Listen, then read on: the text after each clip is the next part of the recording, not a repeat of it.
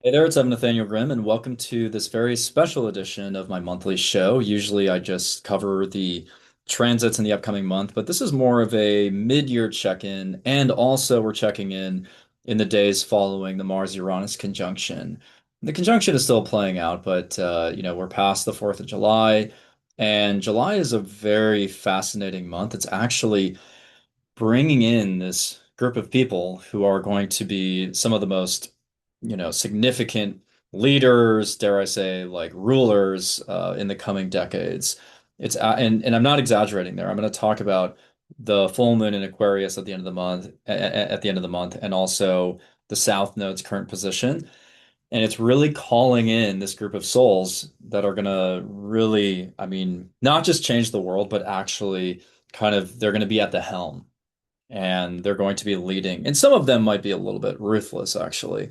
But a lot of people have been, I mean, looking at the Pluto and Capricorn generation, just like becoming CEOs by the time they're teenagers, or looking at Pluto and comparing the different Pluto generations. But really, right now is one of the most important times, not just for the collective, but in terms of like, you know, the reincarnation cycle right now is very significant. So maybe I'm going to be looking at that, but also kind of assessing the Mars-Uranus conjunction, like what did and didn't happen, in terms of like what astrologers were predicting. Was there any sort of reflection on Earth of what astrologers were kind of foreshadowing? But there's a lot of other things to get to in July. And like I said, this is kind of a mid-year check-in. I'm going to be commenting on the upcoming, 6 months, so that you can, really plan ahead. So I'm going to share the screen and we'll go into the astrology. So I'm looking at, July 6th, literally at the moment of filming right now, 11:39 a.m. Pacific time. And, this has been so far in July a relatively quiet month, I would argue. It's not been without incident, but if you look at that Mars-Uranus conjunction, which is really the highlight of this moment, the 4th of July did not bring any kind of historic level of chaos. It certainly, there was like inclement weather, there was lightning in Washington, D.C. specifically. There were, all kinds of storms on the East Coast that I think at least delayed or postponed Trump's speech in D.C. Some of the festivals that were going on had to either be canceled or delayed. So that is to me somewhat indicative of like Uranus's association with like lightning and electricity. In Newport Beach, there was a riot. I think it led to like 100 arrests. And then, you had these random moments that you could find on X of like a paraglider just like crashing into like a tent or, the occasional stray firework. But I would not say that we came out of the 4th of July weekend with some like singular event like imprinted into our consciousness, right? And Uranus, as I said in the weeks before this, Uranus is hard to predict. And especially in Gemini, it's very mutable. It's an air sign, so it's not necessarily going to materialize in an observable way. But certainly in like people are making these internal shifts and there's epiphanies that you might be having. And in Gemini, maybe you're contorting an idea and looking at it from different angles, and you're coming up with a really novel way of doing something. And maybe the impact of what you're devising right now will be felt in the months to come. But we have to remember that astrology is studying patterns. And, if you look back at history, we see how things happen in cycles, and history doesn't repeat itself necessarily, but it does quote unquote rhyme. And if you look at, yes, the last Mars-Uranus conjunction, we'll actually go to that right now. It did wreak a lot of havoc. There was Trump's rally in Pennsylvania where, there was that assassination attempt. We had the cyber security incident with CrowdStrike. And because of that, we had all kinds of, airline delays. But that was its own beast. You look at that conjunction, it was aligned with Algol.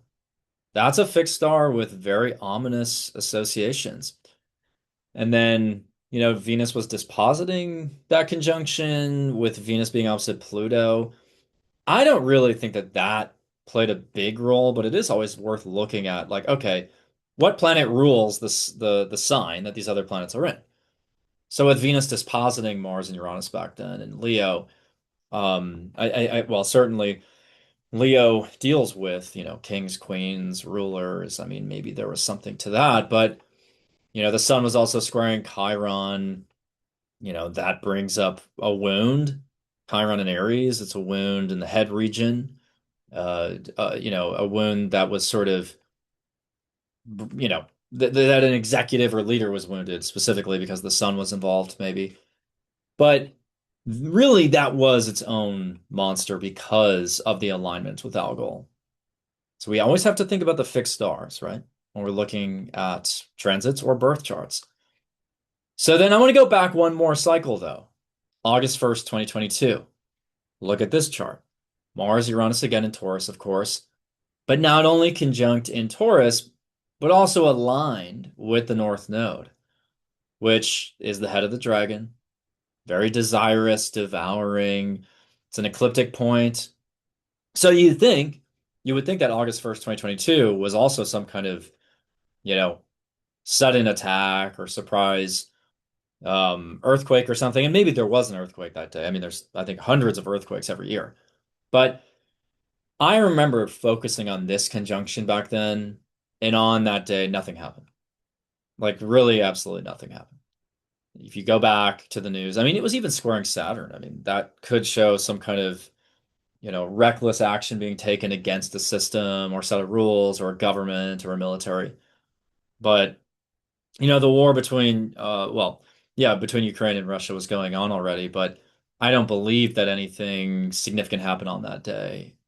So you look at these Mars-Uranus conjunctions and they vary. And I'm not saying that no Mars-Uranus conjunction apart from 2024 was significant. You go back far enough, of course, you'll find something, but looking at the 2024 cycle, not just the conjunction, but the cycle, if I advance the chart on the outer wheel a couple months, you'll see how, well, more than that because Mars retrograded.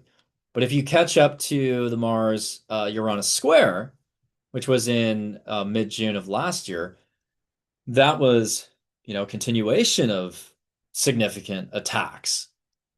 So, and at that time, we had the sort of 12-day conflict between Iran and Israel. And obviously, well, and also in the US, there was the No Kings protests. The No Kings protests really kickstarted during that opening square. And then you look at the opposition between Mars and Uranus, and actually nothing major happened there, although we did have the midterm elections around the time of the exact opposition. And, Mamdani won and became the mayor of New York. I do think that was a watershed moment in politics. I mean, you look at the fact that he is a millennial. Um, he definitely espouses more like forward-looking ideas. He's seen as, even more progressive than your typical New York mayor. So, his election, his victory was, I think, somewhat emblematic of that opposition. But then the closing square, possibly the most significant, was the genesis of this US, Israel, Iran sort of this war, and specifically the US's, they took out the Ayatollah in February, and astrologers across the board pretty much predicted the timing. We were all looking at, okay, Mars on the ecliptic point from the Aquarius solar eclipse in February. We're also looking at the moon in Leo, creating this like T-square with Mars and Uranus. And that is a war that is very much still, looming over all of us. We're kind of, and even right now, as Mars and Uranus are conjunct again, there is a sort of I think there's a funeral actually for the Ayatollah at this time. And you never know. That funeral could uh, sort of generate a lot of feelings of, I don't know, it could sort of galvanize, uh, the Iranian regime or something, the current regime to to do something else and take a different turn, and suddenly maybe we're wrapped up in this war more tightly again. But anyways, that's all to say, I did have this hypothesis that the Mars-Uranus cycles were going to become more volatile precisely because Pluto is now in Aquarius. And with Pluto in Aquarius, we have Uranus dispositing Pluto for the next, through 2044 or whatever. We have we have Uranus acting as the dispositor of Pluto, and I think that intensifies things generally. So it intensifies these Aquarian themes of like activism, shock and surprise, collective grassroots movements. But when Mars meets up with Uranus specifically, we also have Mars being associated with Pluto. They both rule Scorpio technically, and Pluto's the higher octave of Mars. So my theory has been, and still is, that anytime Mars and Uranus are, in a tense exchange with one another by square, conjunction, or opposition, there is at least a higher probability of some kind of political unrest, unfortunately, even like political violence, or staunch activism that, completely, rivals any level of activism we've seen in like recent decades. So, anyways, where are we now? Well, we're in the days following the exact conjunction. And like I said, thus far in Gemini, we've not seen anything that could, be imprinted in our consciousness collectively. There's not been a major disaster that we all can recall from this past weekend. I mean, I went to a party and then had a couple of friends over earlier in the day, and they brought their dogs, and my dog was playing with their dogs. It was a fun day. There was no, I can't personally think of anything that, destroyed my life or something. And I think again in the collective we would all agree that there's not been a headline story. If anything, the headline story has been the World Cup and, various countries bonding over that, like their fan bases bonding over that. There's been this, interesting, I mean, there's been controversy with like, did that US player deserve the red card or not? But I would again not consider that to be a historical um a disastrous event. So anyways, we are not done with the conjunction. I want to make that clear. I've talked about this, other astrologers have talked about this. This is just the truth of the orb of influence. When we look at the orb of influence, it plays out for a while. Mars technically has been conjunct Uranus since June 28th when it went into Gemini, and it's going to be conjunct for another week.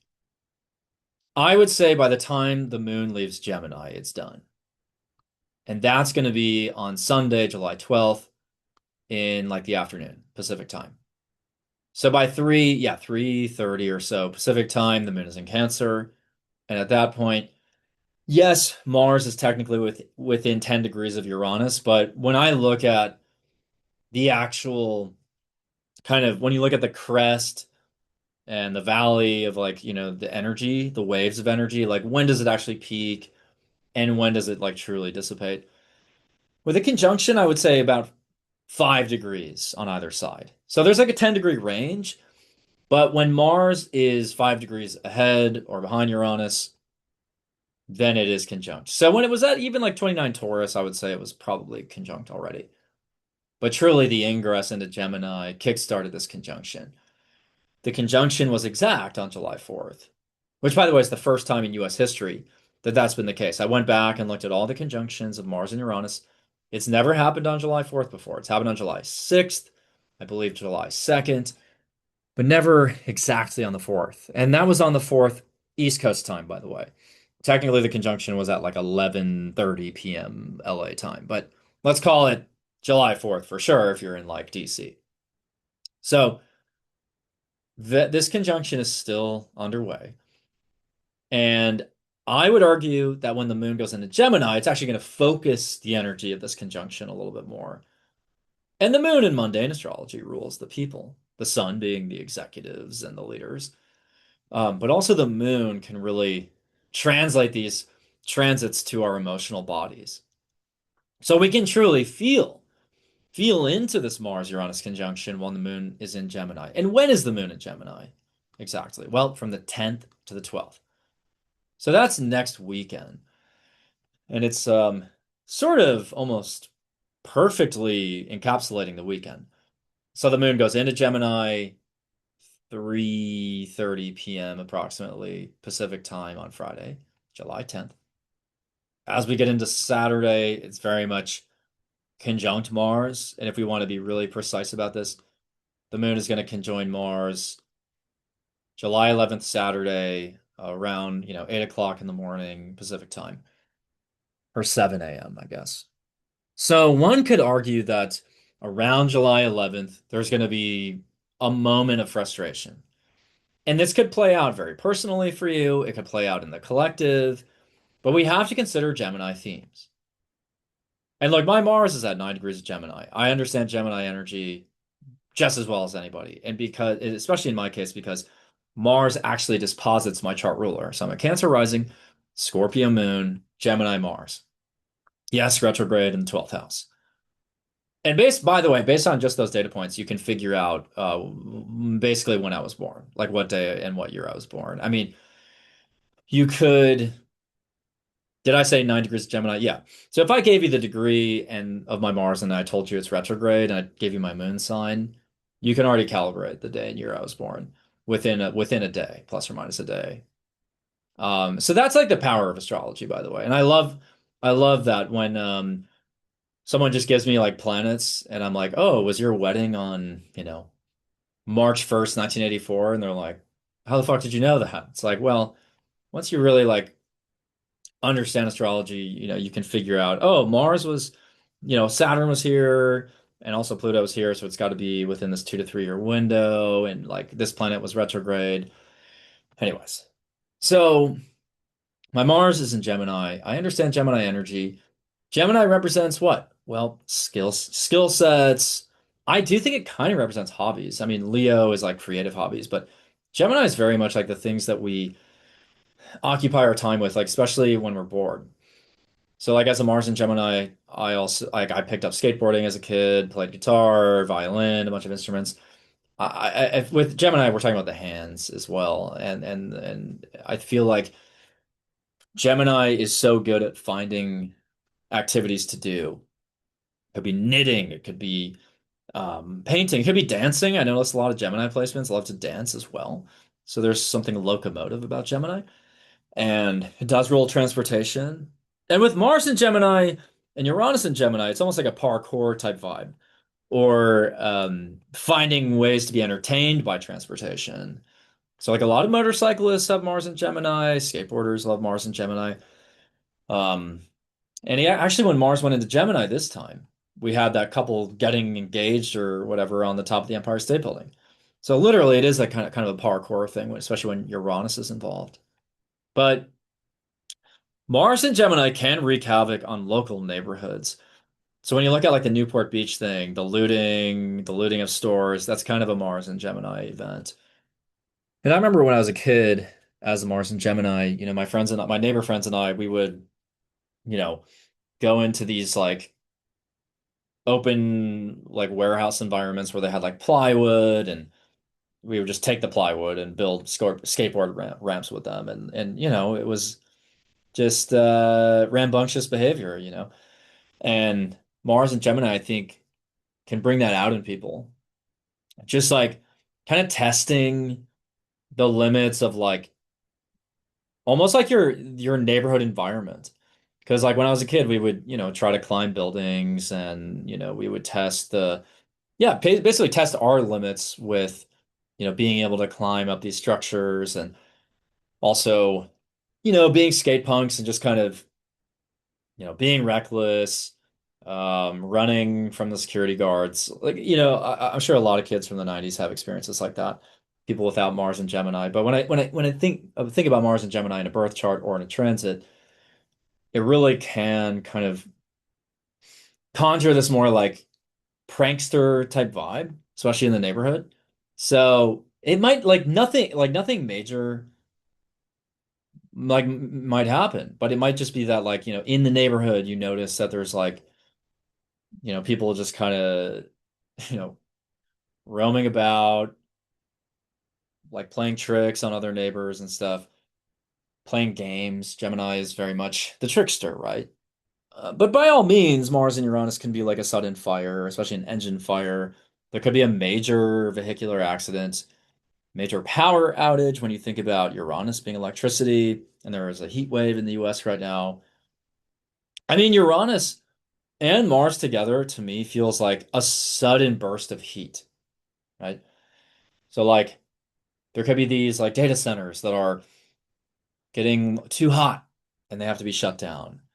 God forbid there's like a battery that's too hot and there's a fire that starts. Or a car fire. Um, there could also be sudden acts of aggression, and I'm not suggesting like that there'd be this major exogenous attack, but in Gemini, it could be like you're at a bar and there's an argument that breaks out in your vicinity, and suddenly these two people are fighting, like, throwing fists around, and it turns into this bigger skirmish. I feel like those types of events at that scale are more likely, but because Mars is aligned with Aldebaran next weekend when the moon is also there, it's not impossible that there could be a breakout into a wider like war or like a rehash of the war that's been kind of going on like off and on between Iran and the US. I haven't been tracking it that closely lately, but as far as I remember, there was some kind of like peace accord or like deal that was struck, but like maybe the deal gets broken or one country provokes the other again. Um, you know, and by the way, I've just been trying to enjoy my life. I think that's partly why I haven't been tracking the news so meticulously. But look, Mars is also going to be squaring the Saturn-Pluto midpoint. I'm showing you some midpoints on this chart for a reason. I think the midpoints can really be that deciding factor. And when we combine Saturn and Pluto, it is sort of that point in the chart that can, catalyze a tower moment of some kind. So with Mars squaring the Saturn-Pluto midpoint, I would not be super shocked if come Saturday, especially Saturday morning, Pacific time, there's some event that makes the news. Maybe it's like a close call. Maybe it's like I mean, like in Pakistan, you saw this last couple days ago. That was maybe the site of one of the biggest July 4th events. Unfortunately, I think there was a car bomb that went off, and there were multiple fatalities. Now, again, if you scour the news, you're going to be able to find something that matches any transit. But that in particular was kind of Mars, Uranus, and Gemini, right? Because Gemini is vehicles, transportation. And anytime I see again Mars and Gemini, I think about accidents, engine fires, and yes, sometimes explosions um, with vehicles involved. So God forbid, like let's hope that nothing like that happens again. But that certainly fit the Mars-Uranus conjunction. Mars and Uranus combined, I've noticed in birth charts can also indicate a higher risk of like sudden cardiac arrest or maybe a history of heart attacks in the family. A lot of people I've done readings for with Mars Uranus aspects will tell me about how their father or their grandfather succumbed to a very sudden heart attack. And Mars is also technically like, ruling Aries, which is the head, so could be more connected to that, like a sudden head trauma that I'm not saying that you would experience that, but like that someone noteworthy experiences. But yeah, so with Mars and Uranus, I feel like there is a sudden electrocutive effect, if that's a word, or there's a sudden maybe heat, there's an instant fire, instant fight, and maybe an environmental disaster like an earthquake or volcanic eruption. And yes, a heat wave. I think with Mars and Uranus, Uranus can sort of gin up the Martian heat, even if it's in an air sign. And, technically the air sign of Gemini means it's going to bring, I mean, in theory, it could bring like dryness, but obviously that's not what we see right now in New York. Lots of rain. But I think the heat wave can also be Jupiter going into Leo. Um, so yeah, I just want to call that out. Like the Mars-Uranus conjunction is not done yet, but it is, you know. It's only about a week out from being done. But I can't stress this enough. Mars aligning with Aldebaran could trigger something very significant, especially militaristic. And we saw the Mars-Uranus conjunction in the last cycle when it was right on Algol. There were a couple major events. So I do feel like we got to get the fixed stars involved for maybe something big to happen. And the Saturn-Pluto midpoint is also squaring Aldebaran naturally at that time. Even though Aldebaran, by the way, is at like a 10 degrees of Gemini by now because of the precession of the equinoxes. In the 90s, in the late 20th century when I was born, it was at closer to like 9 degrees, 40 minutes of Gemini. But because of that, if we're being technical, the Mars Aldebaran alignment is closer to the 12th and the 13th. But I really feel like the 11th and 12th is more significant because the moon is also in that vicinity. But I just want to I want to like honor that for a second, for the astrologers watching who are super technical about this stuff. Yes, Mars is not aligned with Aldebaran technically until the 13th of July. Um, so yeah, I want to talk about this other thing with Regulus and the South Node. So right now and into all the way through late July, the South Node is conjunct Regulus. Now, the South Node represents things we got to let go of, or things we're reflecting on, things we're releasing. But when the South Node is in any position, you have to realize that anyone who's born within that day, and sometimes within those few weeks, will carry a certain karmic signature. Now, it depends on what we're looking at. I mean, if Jupiter is squaring the North and South Node, for example, during like that week-long period when it's exact, anyone who's born around that time will be more likely to have a past life where there's something Jupiterian involved. And I've noticed in doing readings for people with, Jupiter nodal squares that they are more likely to have been in the Air Force in a past life or to have Air Force veterans in their family. And that's really fascinating, right? So there are cohorts and soul families that come in during stretches of time. You look at late 1998 when Pluto was near Antares, squaring the North and South Node in Virgo and Pisces. Everybody from like March to maybe May of 98, maybe even February to May of 98, carries the signature of having fought for religious causes in past lives and maybe fighting in the Crusades or other religious wars. And a lot of people from early 98 are um, very dogmatic and a little aggressive. And they have been caught in these ideological battles with people throughout their lives. So there are certain like families that come in. You look at the summer or the spring of 1984 when the South Node was on Antares, conjunct Uranus. The people from spring of 1984 are innovators, disruptors. They were almost heretics, you could say, in a past life where they rebelled against a certain belief system or cause, or they, fought against the prevailing messaging of their society. And they were very tech forward and ahead of their time. And now in this lifetime, they're like founding social media companies. They're astrologers. And yeah, there's just certain PowerPoints, we'll call them. Not like the Microsoft PowerPoint, but there are these junctures where the astrology indicates that, someone very important is coming in, or a very important group of people are coming in right now. And this is one of those times. So I'm gonna push back on much of the astrology community here. There's a lot of astrologers focusing on the Barbault Basket, right? And they're trying to say that like this is ushering in a new era of humanity. As in, we are kind of activating that change right now. I don't really agree with that. I don't think that that's what's happening. It's a slightly different shift. It is a shift. I'm not going to say that it's not significant that like Jupiter's trining Neptune and Pluto's opposing Jupiter. Pluto's trining Uranus.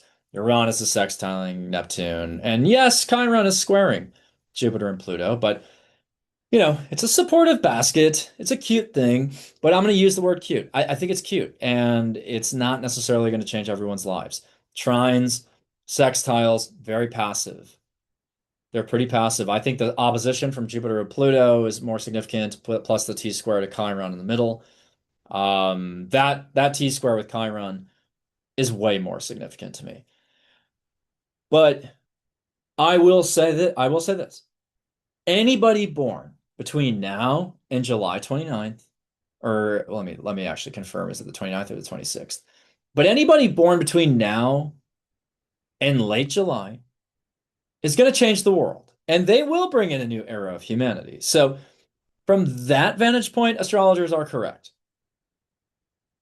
But I want to show you a specific chart that is absolutely going to call in a soul that will change the entire world by the time, I don't know. We could actually look at their transits, I guess, if we want.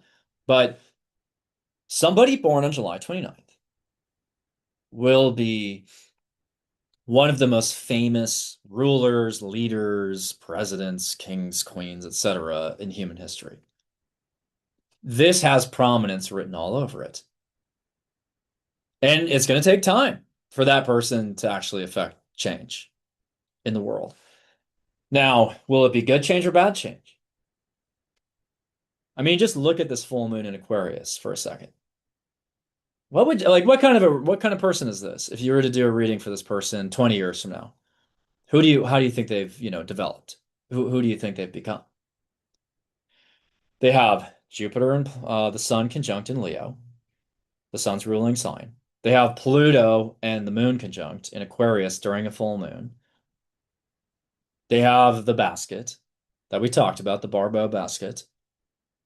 And possibly the most critical point, their south node is aligned with Regulus. Now, Regulus moved into Virgo in 2011. Currently, it's at 0 degrees, like 9 minutes of Virgo, 19 minutes of Virgo. But it's within the orb it's within, 30 minutes of arc to be conjunct Regulus there. Yes, back in the late 20th century, you look at the year 1989, especially the spring of 89, that's a PowerPoint.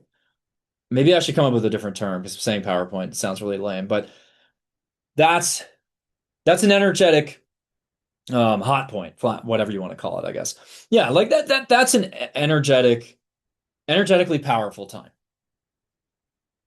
If you like meet somebody from May of 1989, they've got the South Node conjunct Regulus. I actually know two astrologers who are pretty well known who have the South Node on Regulus. Not surprised. There are some really prominent people in the tech world, who have South Node Regulus from 89. And Jupiter and Gemini, that's probably partly why they're into tech.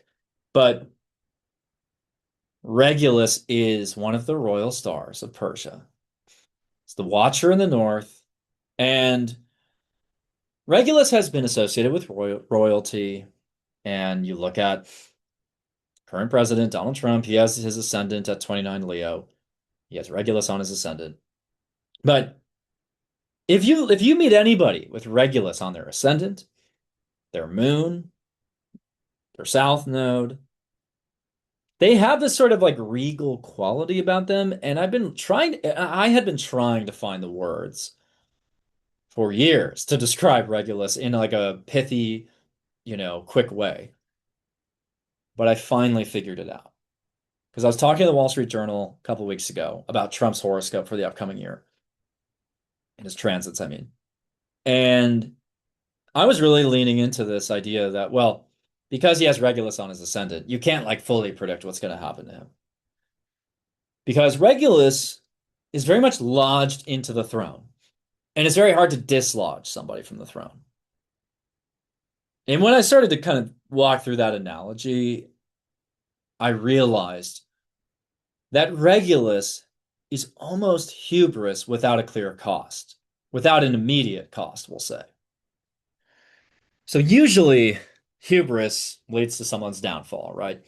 As soon as you become overconfident, pompous, you think that everything you do turns into gold, everything you touch turns into gold. Soon as you believe that, cue the Greek tragedy, that character has their downfall. But I've noticed when people have 29 Leo prominently placed in their chart, conjunct the IC, which is the roots, the lineage, conjunct the moon, which is also family, conjunct the south node, past lives, conjunct the ascendant, who you are, who like the embodied you. Those people kind of have a bit of a pompousness, but it's very rare. They're very rarely punished for it, actually. And they kind of wear it as a badge of honor. You know, one of the biggest real estate developers in the world has 29 degree Leo moon. Moon is property.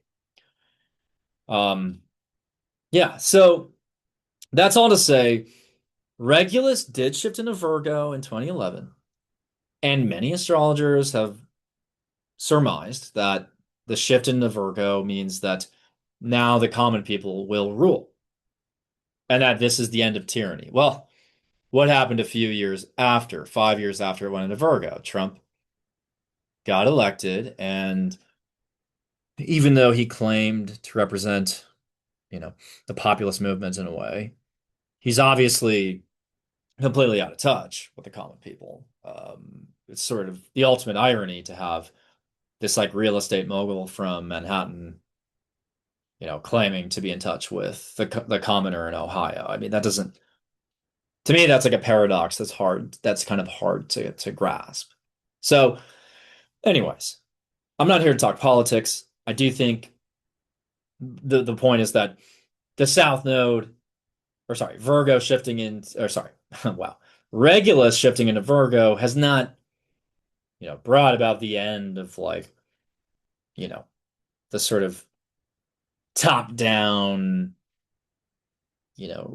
sort of system or this economic stratification. It's not brought about the end of, this quote unquote ruling class or the plutocracy. If anything, we've developed a K-shaped economy since then.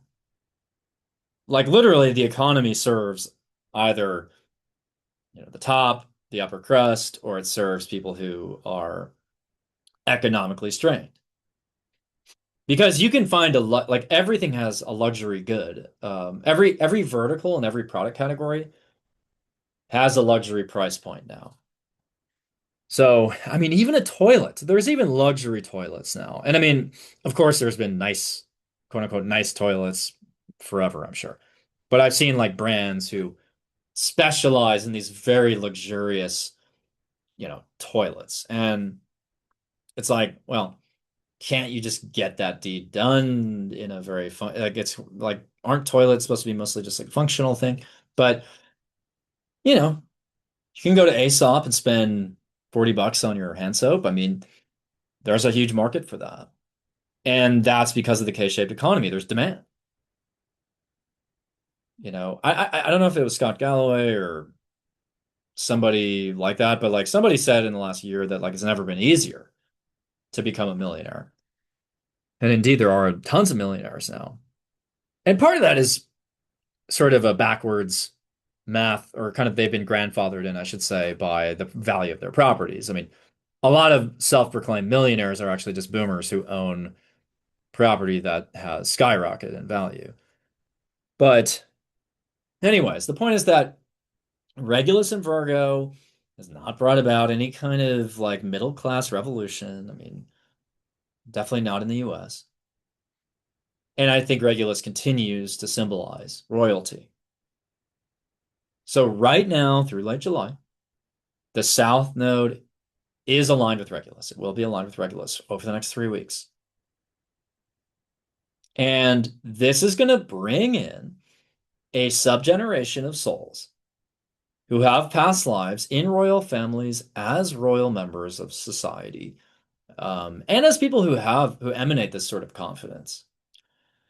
But specifically, July 29th, 2026, there's a full moon in Aquarius while the South Node is conjunct Regulus. And somebody, not everybody, but somebody who's born at this time will not be the Antichrist, I don't think. Although it does look pretty ruthless, honestly. But whoever is born at this time will possess an undeniable charisma, and it will They will rise to prominence fairly quickly. There's not a lot of resistance in this chart. Yes, Venus is squaring Mars, but to me, that's just going to make them very, very eloquent negotiators, forceful negotiators. They're going to be able to use logic to get what they need. Pluto conjunct the moon in Aquarius. Their mother is going to be extremely detached, very strict, very dogmatic. Her singular goal will be to make her child a savant in something. The father maybe is already prominent and well known with the Sun conjunct Jupiter. So I don't know if there's like a famous couple right now that's expecting in late July, but they probably already are well known. And their child is going to be maybe a Nepo baby, but also highly skilled and very shrewd. And so the combination of resources and tact and intelligence and an innate skill is going to make this person unstoppable. Yes, Venus is in Virgo, a little bit more humble, and it could suggest that the money's not just flowing in. Maybe they're not a Nepo baby, but I still think they are. I think their parents worked really hard for their money. And even if they don't have a lot of money, they will make a lot of money, though. I just think the Sun conjunct Jupiter opposite the Moon conjunct Pluto is so intense and relentless that you could argue this person even starts their own religion, and that's where it gets a little scary, right? There's something almost like messianic about this person. I'm not saying it's like that they are a messiah, by the way. I'm not going to sit here and say like, oh, I'm not pretending to be Nostradamus here. I'm not saying like this person is, you know, some kind of second coming or an antichrist or anything like that. I'm looking at the chart objectively, and I'm saying this person possesses such a level of charisma that they could start a religion and a religious movement just by their charisma, by virtue of their charisma, not because they've necessarily tapped into anything real. And they could appeal to your logic too. It could be kind of dangerous where they bring in the skeptics, but like so many skeptics that it's like, you know, a little, it's just subversive. And Mercury is squaring Saturn, kind of. So part of me is like, are they also though a little bit quieter and reticent? But I think that actually increases their strictness of mind. They have a very particular way of life, way of doing things, and they're here to, and maybe they'll tell you that they are the second coming of something, of someone, but like I don't necessarily think they are, right? But Jupiter is very religious in a lot of ways, and this is a person of faith. And this is somebody who believes in themselves, and maybe they, again, start a cult or they lead a country, and maybe they lead more than one country. I mean, this is really what's going on here. And yes, in the collective, we also experience transits, and there's always a mirror between someone's birth chart and what's happening in society at that time. So like when I look at my own chart, I was born as the Gulf War was starting to kind of bubble up and build up. And absolutely, you can see that in my personality of like being kind of immersed in this. I feel like I try to make a case for astrology. I'm kind of on a crusade regarding astrology, and you can see that in a lot of people who are born in like late 90 into early 91. They definitely make a case for things. They believe that everything's an argument. And even though the Gulf War was not just like a debate, it does show that like people born in late 1990 with that Mars retrograde in Gemini, they are definitely in an ideological battle throughout their lives as well. So, anyways, I feel like this is what we should be focusing on. And maybe Barbault talked about this. Maybe Nostradamus talked about this chart. I don't study Barbault. I'm not an expert on Nostradamus. You'd have to watch the Leo King, or maybe there's a couple other astrologers who specialize in Nostradamus, but I think the Leo King is the main guy to look at to focus like to reference when you're trying to find stuff out about Nostradamus's astrology. But To my mind, this is what's really going on. There's a new generation of people coming in who are going to lead the way, and they're going to lead us into the 22nd century. And they're going to carve out a completely different vision than what we've been raised under. So yeah, that's what July's all about to me. So if you know anyone, I mean, of course, thousands of people will be born at this exact moment of the full moon, but not all of them will lead. I mean, many of them will lead in their own way, but there will be one person in particular. And it's going to depend on their ascendant. Maybe their ascendant is near 29 Leo. I mean, honestly, this chart right here would not surprise me if this around this time, you know, if that's the timing. So, the South Node on the ascendant would show that this is a person who says, been there, done that. I've led before, I can do it again. And yeah, actually, let me look at this person's transits quickly. So, when are they going to rise to power? Well, let's see what happens when Saturn is in Leo. So, by the time they're 9, Saturn will conjunct their sun. And I feel like at that point, they're starting to establish a long-term dream and vision for who they want to become. And then Pluto's going to oppose Saturn around their 10th birthday.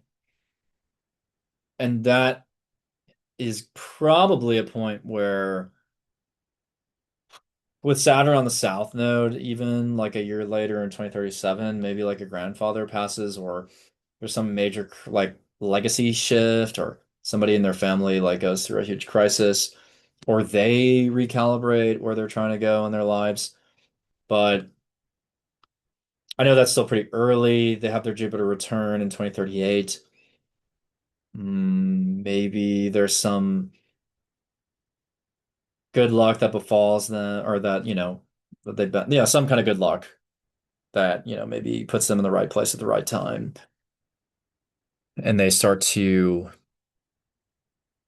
really build on their success already. I don't know. But I want to see maybe what happens in the lead up to their Saturn return. Because maybe that's actually when things get really interesting. So when Saturn goes into Aquarius in 2050, it's going to conjunct their Pluto. Oh, during their second Jupiter return. Okay. So the second Jupiter return for this person when they're 24 is really when we start to see um, their rise to prominence. Because they have Saturn on their Pluto, Jupiter opposite Saturn. I think that at that point they've kind of, with Jupiter opposite Saturn, they've really assembled their philosophy on things, maybe even their politics. They understand systems quite well by that time. And I think they're just like going full force into politics already by that point. So I think around 24, that's when they actually have answers, quote unquote, or policy positions. Next, I want to see where they're at when Jupiter and Saturn and Pluto meet at 14 Pisces. So in 2053, they've got that Saturn Pluto conjunction is maybe not as big of a deal for them. So now one more thing, I want to look at their Saturn return. What's that look like? And I could dissect this chart for days, but I'll stop after this and get into the horoscopes.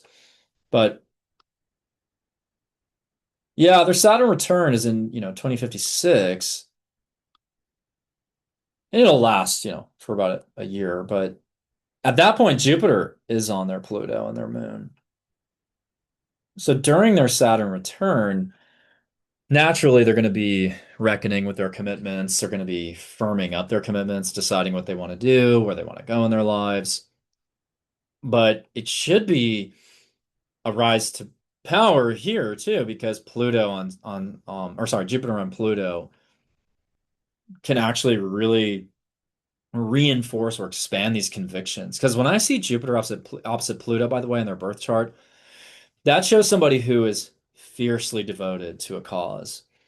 If you really drill down into what is Jupiter and Pluto in a hard aspect by square, conjunction, or opposition, those people are dogmatic. They are so stubborn in their beliefs, they don't waver. And if they waver, it's a complete transformation of their beliefs. So let's say this person is brought up in an atheistic household. Maybe during a Jupiter return of theirs, or maybe when Jupiter's in Aquarius on their Pluto, they have like a religious conversion or a spiritual awakening. And maybe that's when they start their own religion or something. So I feel like upon their Saturn return, they will either reinforce their convictions or have some kind of spiritual awakening. And maybe suddenly they'll want to like build a church or something. And I know this sounds like maybe this is irrelevant to you or something, but it's not. This is kind of one of those needle in the haystack observations that could absolutely change the course of history. Like when we look at astrology, we do want to look at like what would this person be like right now if they were born at this time, rather than just thinking about these things as transits. Like these are calling in groups of souls. Okay, so then what happens when Jupiter and Pluto meet in Pisces? Speaking of Jupiter Pluto aspects, it's going to square their Mars, oppose their Venus. There's a boatload of money or resources coming in there. Maybe they're fundraising. Maybe they don't need to fundraise. Maybe they have all the money already. But North Node on Mars, they're charging forward for sure with this firmness of conviction. See, I'm a little bit scared of whoever is born around that time, but they're absolutely gonna change the course of history. So that is what the Barbault Basket is about to me. And I'm using Barbault Basket not to suggest that I study his astrology, but to say that this is this is the core of what's happening right now. So it might not be until the 2050s that we see the new era of humanity, and it's because somebody born around this time is really enacting change. And I'm not saying that to disempower you. I mean, you can be part of the change right now, and you can be one of the leaders of tomorrow. But if I'm being really honest, I think that someone born in July of this year is gonna put all of us to shame. I mean, we can't really even hold a candle to what this person is probably gonna do. But I'm not saying that to be like, don't try in life and whatever. I'm just saying that, every once in a while you see a chart like this and you're like, wow, I mean, you know, that this person is just, they're gonna have an impact. But it's not like because Taylor Swift is such a big musician that other musicians shouldn't try to make music. Like, it's kind of a moot point, right? You can look at, anyone in any category and say like, well, that maybe that person just inspires other people, to do what they do. So, anyways, I also want to make one more point before I get into horoscopes about why maybe we don't see, um, with these true like seismic shifts in the culture or in I don't know how to put this. Like basically astrologers and spiritual practitioners for years have said like there's a new earth coming in, new era, higher consciousness, raising vibrations, and like we're all going to witness it. But the thing is like we haven't actually seen this like new society being created, or we haven't seen this like revolution that astrologers have been harping on for years. And like, why haven't we seen that despite, the injustices, the economic imbalances, the distress, um, however you want to pitch it, right? It's like obvious that our society is broken for various reasons. And I've hinted at some of these reasons in previous episodes to the chagrin of many. Because I do think it comes down to the family nucleus. Yes, that's still my position. The way we raise the way we raise kids, I think, is very counterproductive, actually. And when I say we, I mean society. I'm not criticizing your particular parenting style, but the way, like, we've kind of adopted this very non-nurturing posture, and it affects people's development. So, anyways, between this, that, and the other thing, a revolution is just not really in the cards to me if everyone is socially isolated, overstimulated, and desensitized. And by the way, physically, maybe not as strong as they could be. Because I was on a panel the other month and someone asked me about, Saturn and Aries, Neptune and Aries. Is this like the self-empowerment age? Is this when people stand up or whatever? And I was like, I think that people are honestly physically too weak to stage a revel or to like actually cue off a revolution and like galvanize everybody. Because what do we do most of the day? We sit down like I'm doing now. We hunch over our keyboards or phones. And what are we not doing? We're not engaging our core. So if I want to get really myopic about this, like health wise, because we don't engage our core anymore, and like we don't need a strong core to go through college or high school or elementary school or anything. And like physical education is woefully um, understaffed, undersourced, under-resourced in our society. Because of that, it's like there's this sort of je ne sais pas response about everything, like c'est la vie. It's like, I don't know. I don't know what to do about it. And we can conveniently watch the news. We can conveniently be outraged by the news, but we're also desensitized by it because we see these steady streams of negativity. And then combine that with the fact that we're too physically weak to do anything about it and too overstimulated by our smartphones and video games and other distractions. I just don't see how. Like we live in this weird paradoxical realm where we've never been more aware of disaster, never been more aware of injustice, but we've never been more complacent about where our lives are at. Because we have what, four walls, most of us do. And I obviously like I feel bad for anyone who doesn't have a shelter. But if you're watching this and I don't know, you probably have a shelter of some kind. I hope you do. But we've all got our four walls. We've all got our atomized existence. We've all got these. We've all got our smartphones. It seems like everybody has some kind of access to the internet or a smartphone. And we kind of know everything, but we don't necessarily possess the mechanisms to actually act on anything anymore. And it's also a byproduct of like the preservatives in our foods and like what we eat. If I think about what I ate as a kid, it was mostly, carbs and sugar in the morning. I mean, my dinners were healthy, but if I think about what was served at lunch at my high school, if I think about what I ate, like I said, cereal in the morning, I used to have like a lot of sodas and sugary sodas. It's like I wasn't set up for success in that way. And now, of course, there's movements to like emphasize our health. And like, even though I was an athlete in high school and partly in college, it's like I still don't feel like I'm nearly as strong as I could have been in like a natural state of like eating protein in the morning, which is really what you should be doing. Um, Protein and fiber. I mean, there's all kinds of things, but I just don't think that we have the tools to actually take action on anything. And like I think it's important that we have these protests and like I think the No Kings protests were really honorable and great to see, but these are just flashes of ideas. And there is action when you protest, you're out on the streets, but it rarely leads to anything. And I'm not being cynical. I do think that we simply live in this day and age where without economic collapse, there's just not going to be a revolution. And yes, if the economy is bad enough, then there would be a revolution. Naturally, you think about the French Revolution, that was very much like a driver, price of bread.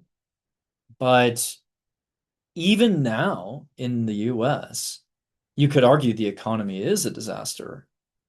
Like when you look at the K-shaped economy, how many people are actually financially prosperous and how many people are just like struggling to make ends meet? You look at the ratio of that, and like the vast majority of people in the US are struggling and living paycheck to paycheck. Well, then why aren't there riots in the streets? Why aren't there protests? Why isn't there a demand for change? Like, No, like, and not just like a vocal demand. I mean, like literally, like physically just going out there in the streets and demanding change. It's because of the reasons I just described. You can be economically distressed, but you can have this, and you can have other things too. Like you can have relationships and families, and you still have support systems, and maybe you feel like there's a dream that you have to get you out of the financial distress, or you think one day, I'll have my lucky break, or I'll win the lottery, or my hard work will pay off eventually. But genuinely, like, we're not seeing the revolt that one would expect if you look at it on paper, right? If you look at what percentage of Americans are living paycheck to paycheck, what is the average credit card debt? What is, um, you know, what is the average income in the top 1% or something? What are their living standards? I mean, is, I mean, the gap is astounding, honestly.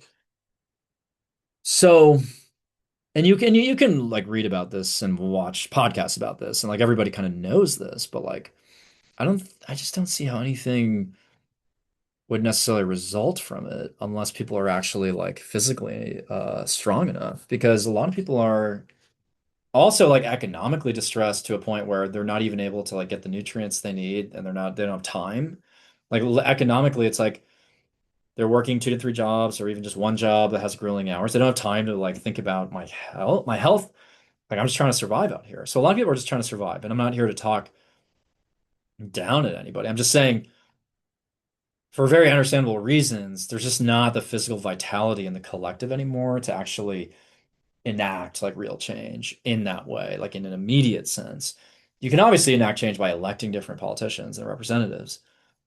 I'm not saying it's just about like your physical capacities, but there's just a whole lot of talk and a whole lot of viewing and observing on social media of the talk, but there's very rarely any action. So let's not forget about that. Like when we're talking about spirituality and we're all talking about this philosophically, we have to remember that like, in the US, there's no PE class that's mandatory after like ninth grade, and like that shows. So, um, yeah, barring an economic calamity, there will be no revolution. And maybe then I'm sure the economic collapse will happen eventually, but like as it stands, I'm not hearing anything about. I'm listening to my street right now outside my house. I'm not hearing anything.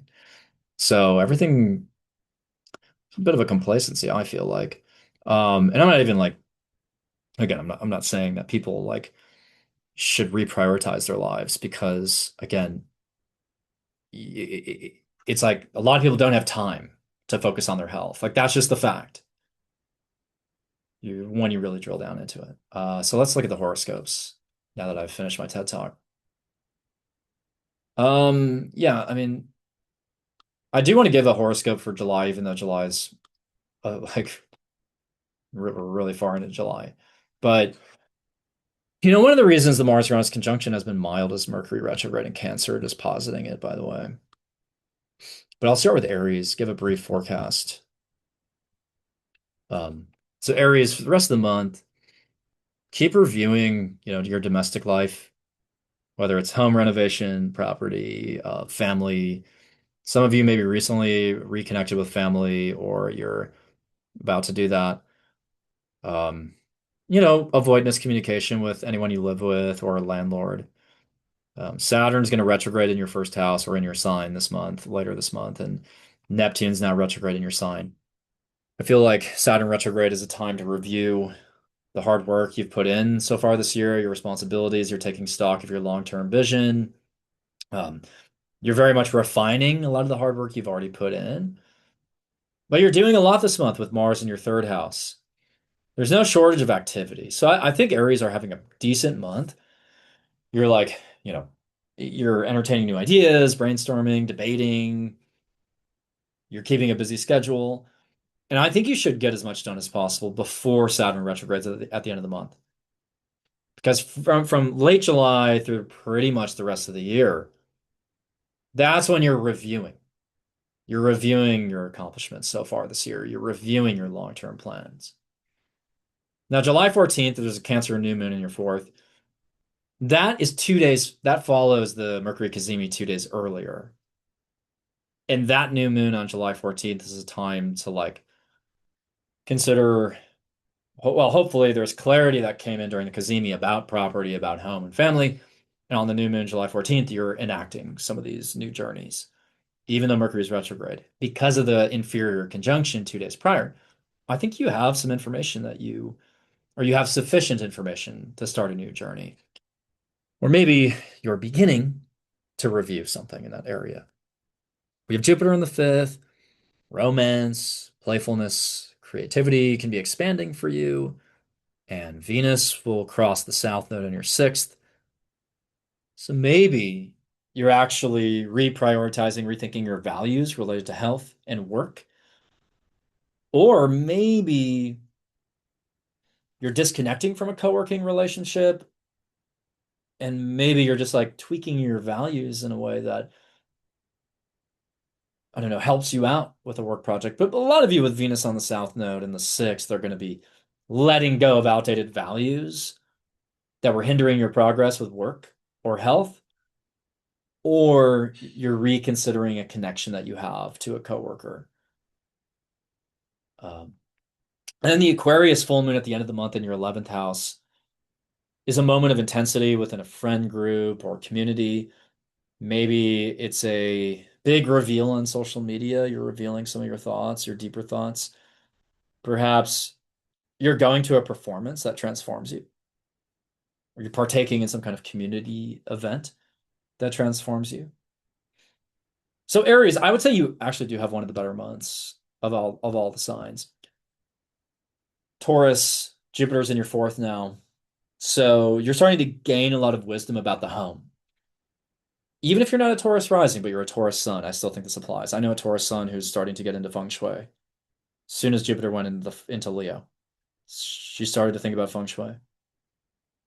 It's because Jupiter's in the fourth now. There's a lot of wisdom again that you want to gain about what does it mean to optimize your home? What does it mean to have a home that sparks joy and creativity as well? And also, with Jupiter in the fourth, you might be feeling more abundant in your family, in your home. You know, if you're a female Taurus, maybe you feel like you have the capacity to raise a child, or your caregiving instincts are kicking in. And maybe when Jupiter goes into your fifth and Virgo, a year from now, maybe you have a child. But some Tauruses are stepping into their maternal, um, you know, gifts. And then we also have Mercury retrograde in your third. So Taurus is you're reviewing a lot. You're reviewing your plans for the rest of the year. You're reviewing your daily practices, hobbies, habits. You're reviewing your communication style. You're kind of going back to like appointments that you haven't finished or booked yet. You're reviewing unopened mail. Um, you're sorting through paperwork. A lot of boring stuff, a lot of tactical stuff, administrative stuff, but it's important, right? Like that's the engine of your day to day. So Taurus, you're reviewing that. You also might be looking back at old journal entries, documents, writing projects. Maybe you're reviewing your travels coming up, whether it's a road trip or otherwise. You're thinking about, do I really want to stay at that Airbnb, or do I want to go to this hotel? Do I want to stay somewhere else? And by July 14th, there's a new moon in your third. So you're absolutely beginning a new communications journey, or you're beginning to revisit those conversations. Maybe you're starting to talk to a sibling again, talking to someone in your neighborhood again, talking to a friend again, an old ex-partner again.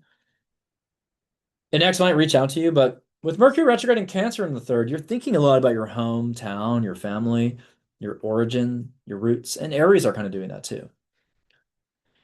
And Chiron is in Taurus briefly, only getting to the 0 degree point, so I don't think that we're really aware yet of what Chiron and Taurus means. But with Chiron in your sign, you're doing some healing work, so maybe you're tapping into your roots, unearthing some issues that stem from your family and healing accordingly. And the Cazimi is on the 12th, and I think that is a point where you look back on something and real and have that aha moment. Oh yeah, I should arrange my schedule this way. Or this is really how to solve the problem. And by July 14th on the new moon, that's when and let me actually go backwards a day to show the new moon. And by July 14th, that's when you actually, maybe start a conversation though. You start a new day, you have a new daily routine even.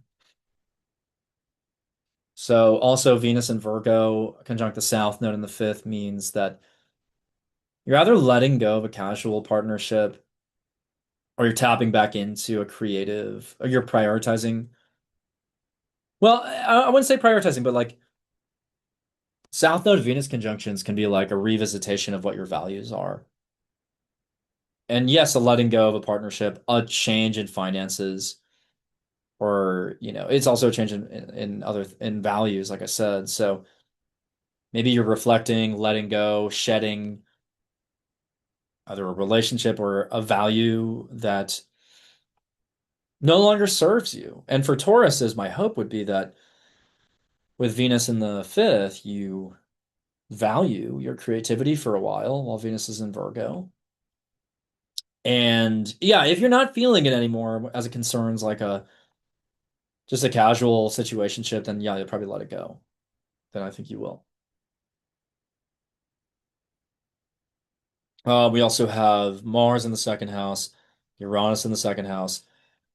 So you're probably trying to push for monetization. You're trying to make money on your own independently and quickly.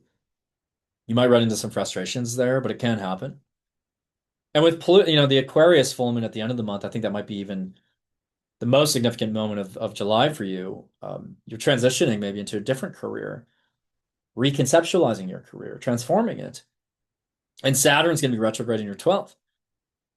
So you're very much reflecting on what foundations need to dissolve in the 12th house. What career goals no longer serve me? I think a lot of Tauruses are continuing to make painful decisions, and they're maybe quote unquote retiring from an old career that they thought they wanted.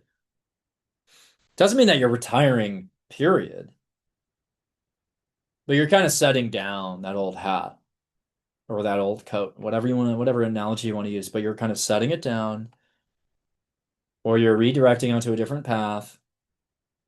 You're just like, I don't want to climb to that summit anymore. It's just my heart's not in it. So Taurus, I think it's okay to completely transform what you want to do. And maybe it's more about a parent. Maybe one of your parents has to reveal something to you at the end of the month. Maybe, hopefully, it's not like an illness or something, but one of your parents might, yeah, reveal a secret to you. Maybe it's a financial one with Pluto. Scorpio's gonna have that vibe this month too. But yeah, secret could be revealed, or you see your parents in a completely different light. But Taurus, I kind of feel like the themes for you have been consistent all year. Saturn in the 12th, or one sign behind yours, is asking you to really dissolve structures, foundations, career aspirations that don't resonate anymore. And the Aquarius full moon is almost a high point or a sort of a concentration of energy in the career sector in a way that's asking you to, hey, like just completely reset what you do. I think a lot of Tauruses have been trying to swim against the current, trying to hold on to a career that doesn't work for them anymore. And it's like, just let it go so you can move on to better things. Gemini, exciting month for you, full of headlines. You're going to be in the headlines. You're going to have a lot of headline moments in your life if you haven't already. Mars is in your sign, Uranus has been in your sign for a while. And Mars in the first house gives you a lot of energy, a lot of drive, sort of restlessness and impatience, impulsiveness, recklessness, yeah. So yeah, you maybe have been a little reckless, maybe you've had a conflict break out, but truly you're dictating the terms of your life right now. You're in charge. of your own life. And Jupiter in the third is giving you this like grandiosity to your communication style, but also a charm. And people find you funny, witty, engaging. So you can kind of charm your way through the room, even if you're a little bit annoying right now or a little bit self-driven to a point, to a fault, you know what I mean? I feel like you are pretty focused on yourself at this time. I think that's okay, like I said, but Gemini, this is a great time to like do your own thing. Start. I know Mercury's retrograde, but like still, you can kind of start something new, at least in the later part of the month when Mercury is direct. And you're just not taking shit from anyone. You know, Mars was in your 12th in Taurus. That was a little bit more sleep deprived, stuck in your own head. But Mars demands action, even in Gemini. Some of the action can be reckless. Like I said, that's a risk. Don't take too many risks this month. But by all means, like charge forward. Venus is on the south node in your fourth. Maybe there's a shift in finances with your property, or a roommate. Maybe someone's moving out and you have to adjust your financial life accordingly. Maybe um, you're having some kind of like discussion with a parent that forces you to reflect on your values or money as well.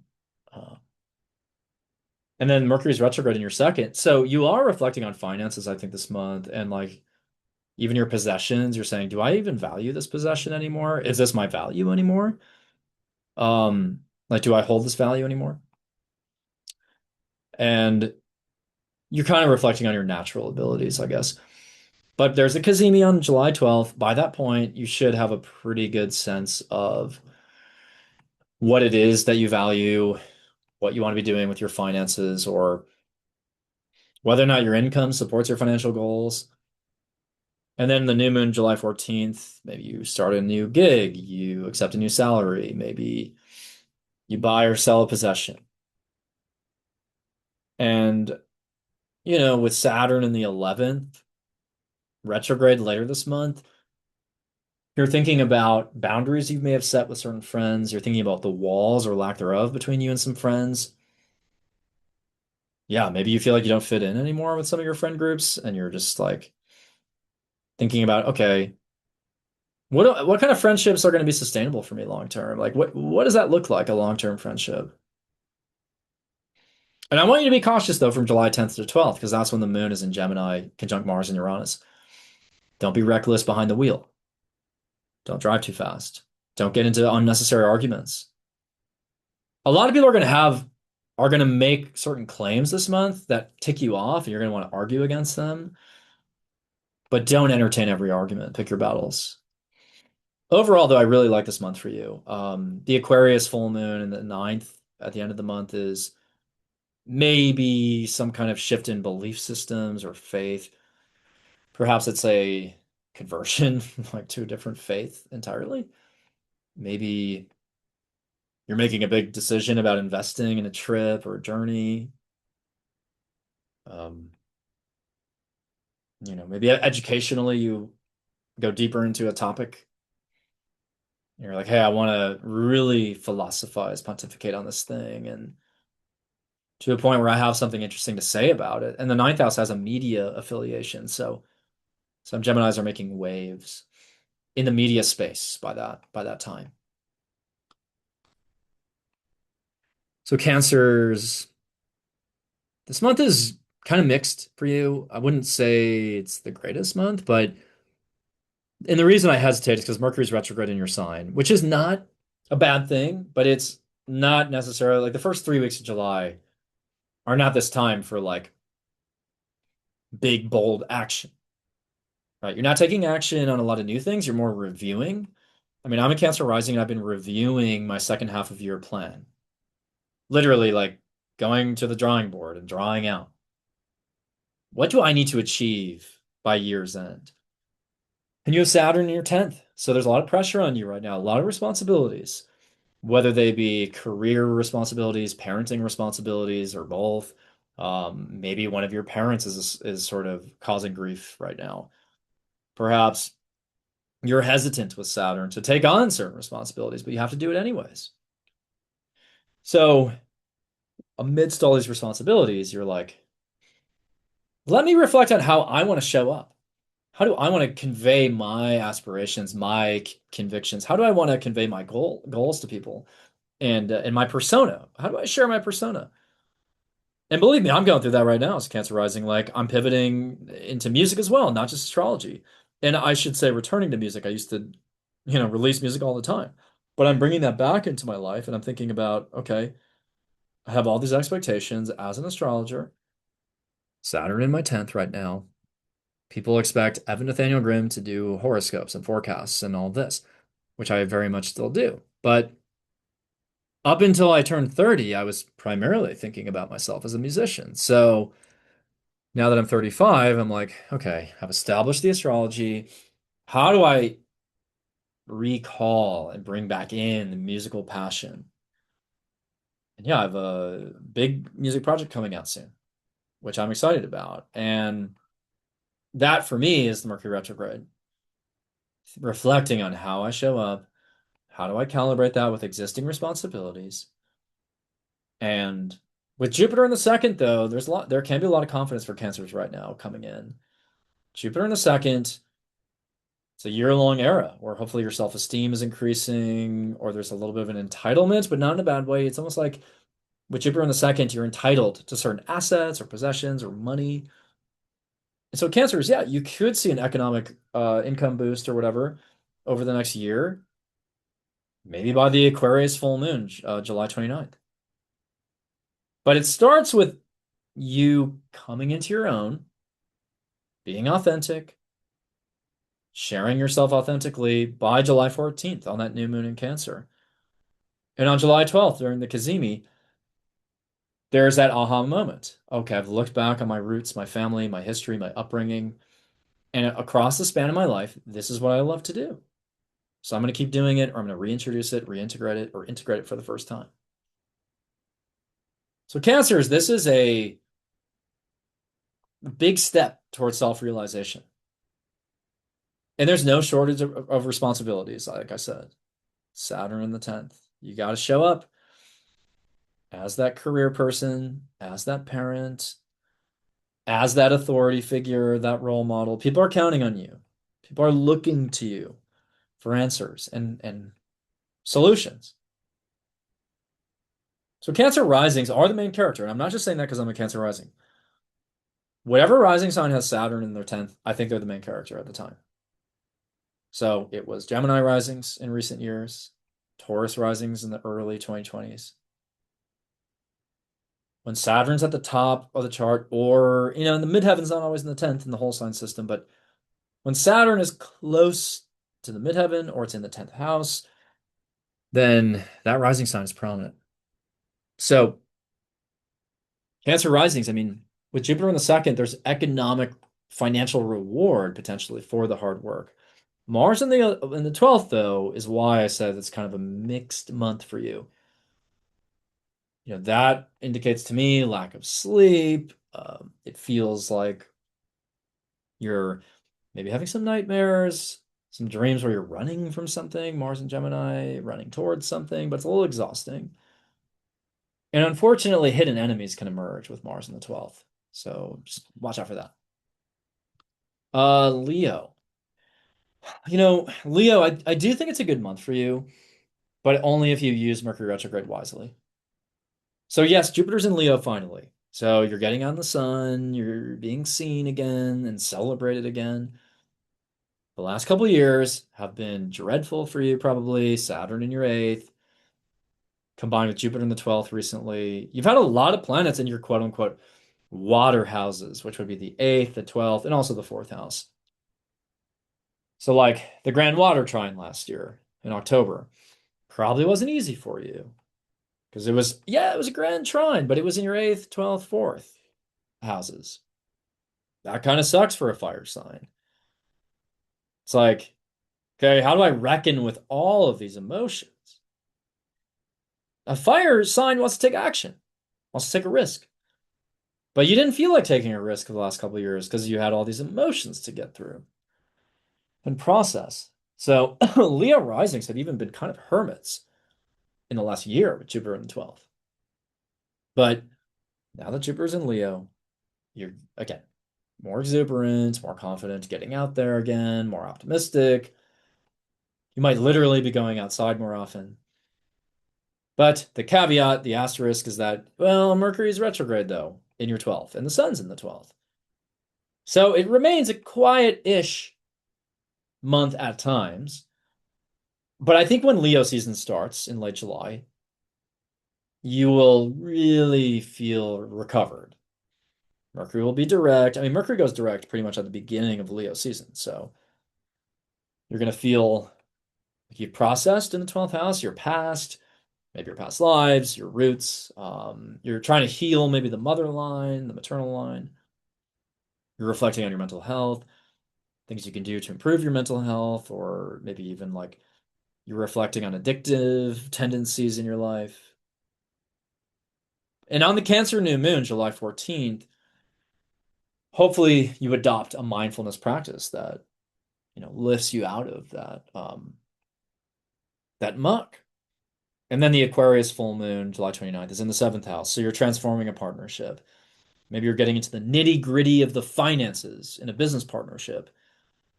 Maybe you're recognizing suddenly something about your partner subconsciously, or maybe they reveal a secret to you. Doesn't have to be negative, but I think that if you're in a partnership, you're going to understand your partner more deeply by the end of the month. And maybe you'll know more than you want to know about your partner. Maybe you'll learn so much about them that you don't want to be with them anymore.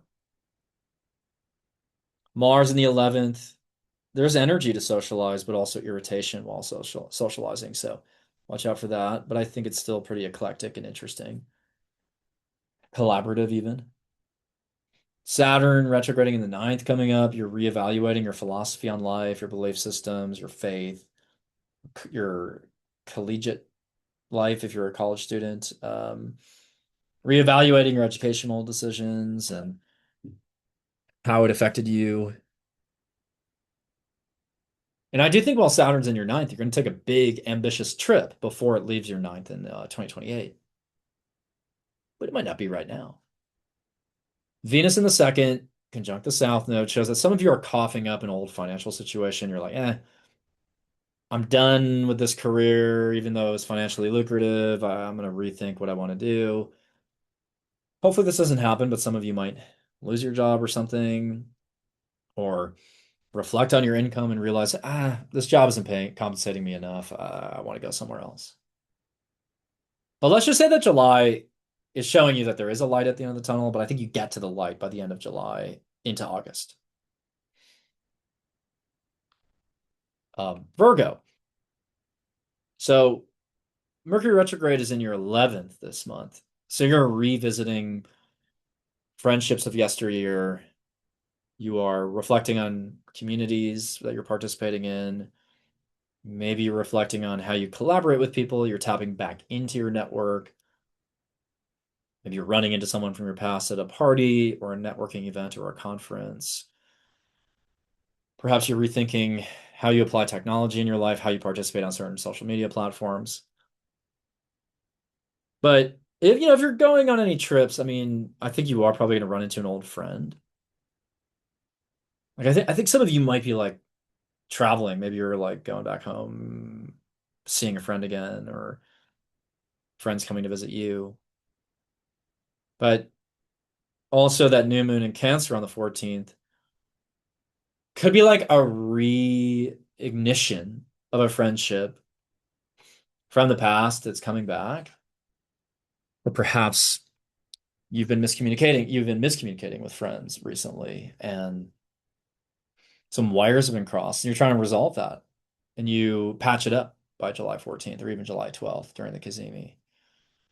With Mars and Uranus in your 10th, an angular house, I think that you are more fiercely driving forward into your career. You're testing and learning, experimenting, applying different skill sets in your career, integrating different technologies in your career, challenging the way technology is used in your career. Um, If you're an aspiring entrepreneur, I do think there's some momentum towards that this month. And specifically, if you're, a budding entrepreneur, you're going to devise a more clever way to use technology to scale and to actually get off the ground as an entrepreneur. Saturn is about to retrograde in your eighth, so you're also reviewing your finances, shared resources, and looking at your financial longevity. And maybe recently you got cut off from somebody financially and you're trying to build your own financial success. And that could be the entrepreneur thing. Jupiter is now in the 12th, which is not the most helpful place. And even though Jupiter is in accidental dignity there, being the classical ruler of Pisces. But Jupiter in Leo is more of like it's a spiritual expansion. Maybe there's a more expansive, inspiring union with the divine. Um, Jupiter in the 12th really expands the headspace. So like you're swimming in this array of the sea of thoughts. And you're not sure how to put two and two together always with Jupiter in the 12th. Some of you might feel very selfless, devotional, and maybe you devote yourself to a cause at this time, especially with the 11th house having also like humanitarian associations. But I think Virgos might feel that though. They might feel like they want to nurture a community or a group. And also Venus in Virgo is showing that relationships are top of mind. Conjunct the South node, though, maybe you're giving up a certain relationship, or you're reflecting on your fashion choices. You're reflecting on how you show up aesthetically. And maybe a friend, Mercury retrograde in the 11th, a friend makes you reflect on that. So if you're a Virgo who is unsure about how you're presenting yourself aesthetically, I don't know, talk to a friend about it. What do you think about my wardrobe? What do you think about my hairstyle? Maybe you don't give a shit about your friends' opinions, but I think there's at least one friend there in the 11th house who has a good opinion, a good insight or observation about that. Um, and then by the time of the Aquarius full moon, July 29th, I would hope that you finish up a big work project that started probably around February 17th, around the eclipse in Aquarius. Um, Maybe it's a health revelation, hopefully not a bad one, but July 29th, you might have a completely different view of your physical, spiritual, and mental health. And there might be a different like underlying factor that's identified. It's like, oh, I'm gluten intolerant. That's been causing my general malaise. So, yeah, I mean, so Virgo, I would say it's a fairly pivotal month just because like Venus is in your first and Mars is in your 10th. And I think that there's actually a lot of creative things you can do with Venus and Virgo in your sign that point you a different like towards a different route in your career. I think that's interesting. And yeah, you could get into a sudden fight or argument with a parent or authority figure, but otherwise, I feel like tapping back into your network and your friendships from yesteryear, so to speak, is a really good idea because there's some people in your network that have interesting ideas for you that you can apply. Libra, you're looking back on a lot of career choices this month. Jupiter was in your 10th recently, so maybe you banked off of that. You had a positive, event happen in your career, got promoted, gained visibility, got famous or something as well. But early June, maybe nothing happened for you. I mean, but Jupiter and Venus were conjunct in your 10th, so I hope June 9th through 12th, that's something good. Expanded your career prospects. But if not, you're reflecting on what went wrong or what didn't happen and why. How can I recapture, reclaim some of that Jupiterian good luck from Jupiter's transit? Because, Mercury's passing across, retracing the steps of Jupiter there. So that can be a good thing.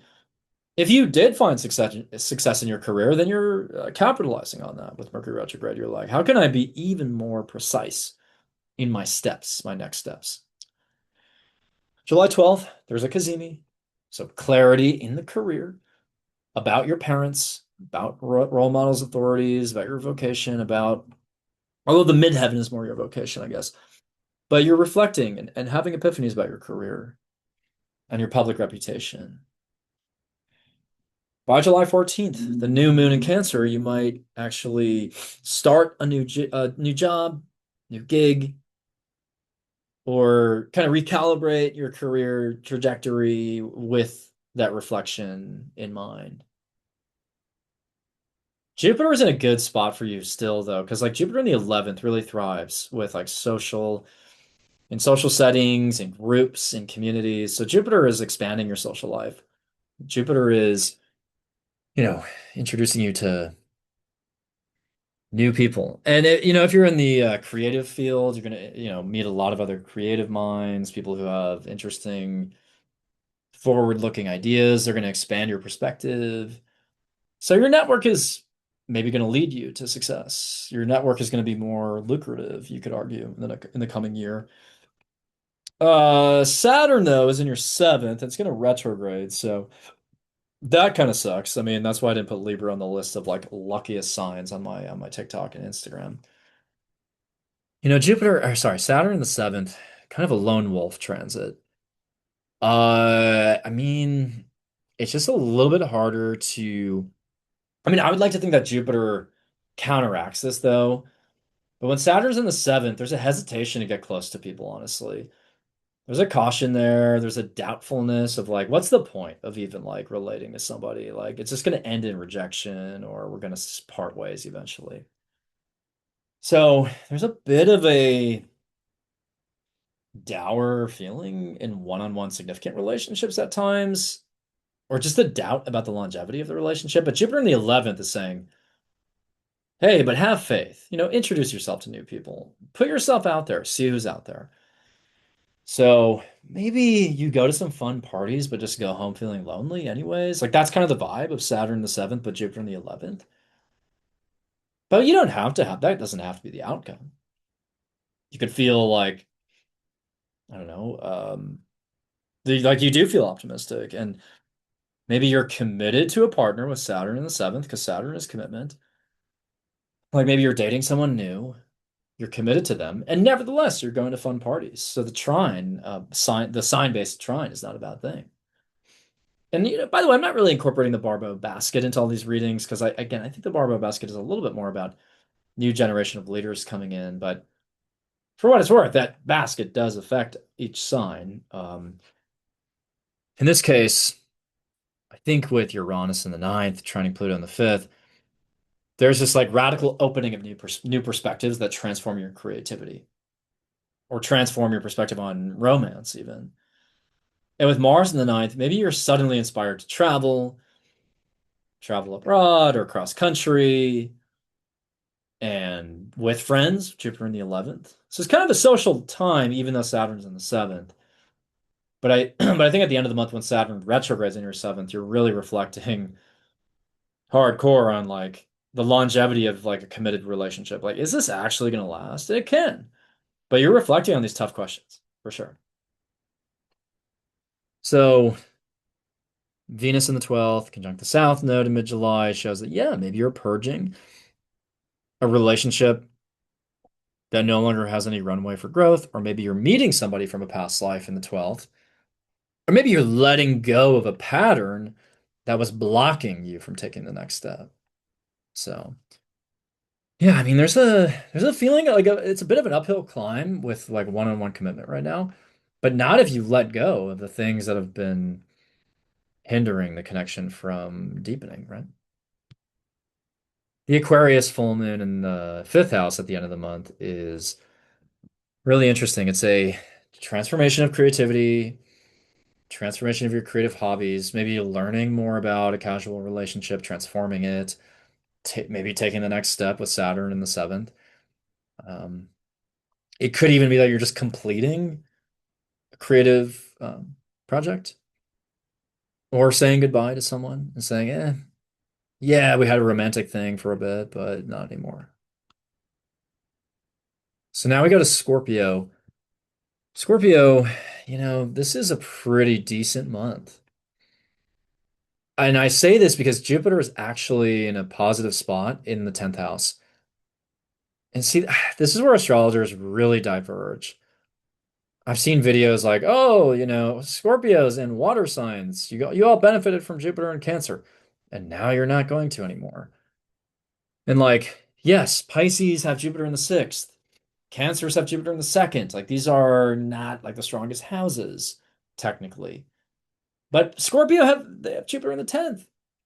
That's an angular house. That's dynamic. That's visible.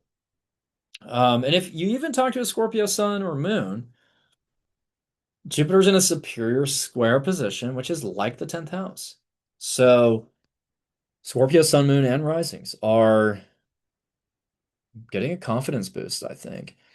They're feeling entitled to more career success. They're feeling like their creativity is paying off in their career. They're integrating their creativity into their career. They are um, maybe getting recognized for something creative, and they're hopefully having fun again with what they do. They're not seeing their job as a job for the next year. So Scorpio is like, this is an expansion moment. And in some ways, you're also a main character right now. You just don't want to succumb to hubris because like Jupiter in the 10th and Leo can be a little too entitled. But, let's be honest, Scorpios kind of need the confidence boost right now because you've been just in the trenches with Saturn in the sixth. You've been burning the midnight oil, working day in and day out. Maybe your health has suffered because of your workaholic nature. So really take a look at your health, take a look at your routines, optimize your health, get strong, recognize that you're still putting in the efforts at work, but hopefully you're enjoying what you do with Jupiter in the 10th. So that I think is what's like. So that's what's happening is that Scorpios are starting to see a payoff from their hard work. And as long as it doesn't lead, like you don't let it get to your head too much, and you don't like let your ego take over, which is actually a term I haven't used today, which is a little bizarre. But Jupiter and Leo can expand the ego a little too much. But Scorpios have Mercury retrograde in the ninth, so I think you're pretty self-aware. You're taking a bird's eye view of things. You're looking at your perspective on everything, and you're like, okay, where am I at right now? Let's take the 30,000 foot view. And yes, you're reflecting on travels, education, teaching, media. You're reflecting on your opinion about family in general. Um, Maybe your in-laws, you're reconsidering how you feel about your in-laws. Um, Maybe you'll even see some of your cousins or relatives you haven't seen in a long time later this month, if not now. Um, the Cazimi on July 12th will really shed light on your perspective. July 14th, the new moon, you're embarking on a new journey, preparing for a trip or travels, preparing to teach something. Um, and yeah, you could be reflecting on like your itinerary for a trip. Like maybe you're trying to travel this month and you're like, well, do I really want to go here first or where do I want to stay? Tauruses are reflecting on that kind of stuff too. Mars in the eighth with Uranus is kind of kinky. So if you're a Scorpio whose sex life has been a little bit more boring lately, I think you could spice it up for sure and like kind of reveal some of your fantasies that you've kept to yourself recently. So Scorpios, hopefully your intimacy life your intimate life is getting better or more experimental or interesting. There could be some frustrations with finances, or maybe you're in a financial dispute with somebody. But otherwise, I feel like intimacy might be actually kind of a bright spot for you right now. Uh, Venus in the 11th could, bring you back to some old friends with the South Node conjunction, or maybe you actually let go of some friendships that you just don't resonate with anymore. Um, but yeah, Venus in the 11th is pretty good. I do think Scorpios can have a social month.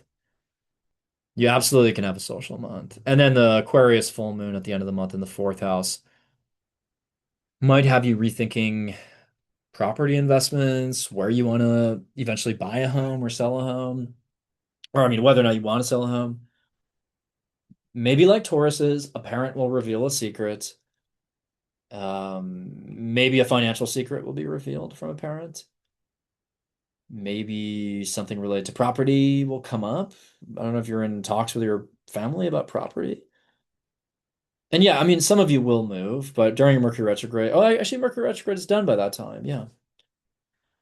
So maybe you travel somewhere, Mercury in the ninth, and on the Cancer new moon. Maybe you travel this month and it inspires you to think about maybe investing in a property where you're traveling to, or maybe you want to go, yeah, live somewhere else. Sag, let me go back a day to get that Cancer moon.